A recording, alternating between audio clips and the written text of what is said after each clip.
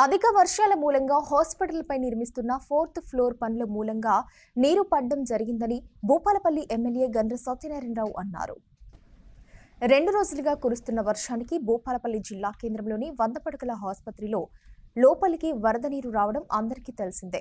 కాగా విషయం తెలుసుకున్న భూపాలపల్లి ఎమ్మెల్యే గండ్ర సత్యనారాయణరావు జిల్లా కలెక్టర్ రాహుల్ శర్మతో కలిసి బుధవారం పరిశీలించారు. హాస్పిటల్ ఆవరణ మొత్తం తిరుగుతూ వైద్య సిబ్బందిని సమస్యలను అడిగి తెలుసుకున్నారు. ఈ సందర్భంగా ఎమ్మెల్యే మాట్లాడారు. ఆసుపత్రిలో జరుగుతున్న అభివృద్ధి పనుల నేపథ్యంలో వరద నీరు రావడం జరిగిందని, త్వరలోనే పనులు పూర్తి చేసి ఎలాంటి ఆటంకం లేకుండా చూస్తామని తెలిపారు.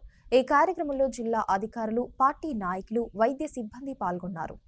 అధిక వర్షాలతో 4th ఫ్లోర్ బిల్డింగ్ స్లాబ్ పనులు చేయడం వల్ల పైనుంచి వాటర్ ఏదైతే ఉందో థియేటర్, ఆపరేషన్ థియేటర్ కానీ అదేవిధంగా డెలివరీ వార్డ్, ఓపీ వార్డులకు కూడా వాటర్ రావడం జరిగింది. దీని అడ్వాన్స్గా ఈరోజు కాంట్రాక్టర్ కానీ డిపార్ట్మెంటల్కి సంబంధించినటువంటి వాళ్ళకి ఇమీడియట్గా ఏదైతే పైనుంచి వాటర్ కిందికి సింక్ రాకుండా ప్రికాషన్ తీసుకోమని మనము ఈరోజు విజిట్ చేసి చూడడం జరిగింది.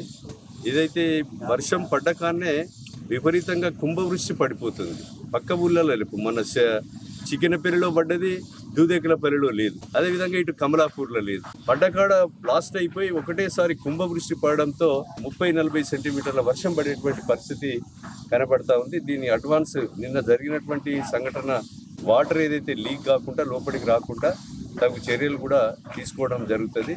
పేషెంట్లు ఎవరు కూడా కంగారు పడవలసినటువంటి అవసరం లేదు.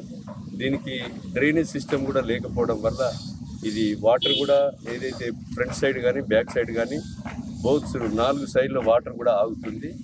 తర్వాత వాటర్ ఆగి ఆ వాటర్ కూడా సంబంధించిన డ్రగ్ స్టోర్ రూమ్కు, తర్వాత ఇతర ఈ బిల్డింగ్లలో కూడా పోయి ఎక్స్రేలు, కరెంటు రాకుండా పని చేయకుండా పరిస్థితి ఉంది. గతంలో ఒక ప్లాన్ లేకుండా, పద్ధతి లేకుండా ఈ హాస్పిటల్ నిర్మాణాన్ని పక్కకు కట్టిన బిల్డింగ్లను కూడా హైట్ లేపకుండా, రోడ్డును కూడా హైట్ లేపకుండా సీసీ వేయడం జరిగింది. ఆ సీసీ మీద 3 ఫీట్ల వాటరు మరి స్టోరేజ్ అవుతున్నది. చుట్టూ డ్రైనేజ్ సిస్టమ్ కూడా సరిగా లేదు. కనుక ఈరోజు కలెక్టర్ గారు, మేము ఇద్దరం కూడా చూడడం జరిగింది. కలెక్టర్ గారికి మరి ఏదైనా ఒక నిధి నుంచి తప్పకుండా ఇది డ్రైనేజ్ సిస్టమ్, అదేవిధంగా ఈ సంబంధించినటువంటి గార్డెనింగ్ వరకు కూడా, ల్యాండ్స్కేపింగ్ కూడా మరి కలెక్టర్ గారు చెప్పడం జరిగింది. ఇవి కూడా తప్పకుండా తీసుకొని డ్రైనేజ్ సిస్టము ఎంత వాటర్ పడ్డా బయటికి పోయేటట్టుగా అవుట్లెట్ పెట్టేసి దీన్ని మరి ఇలాంటి సంఘటన జరగకుండా చూస్తాం.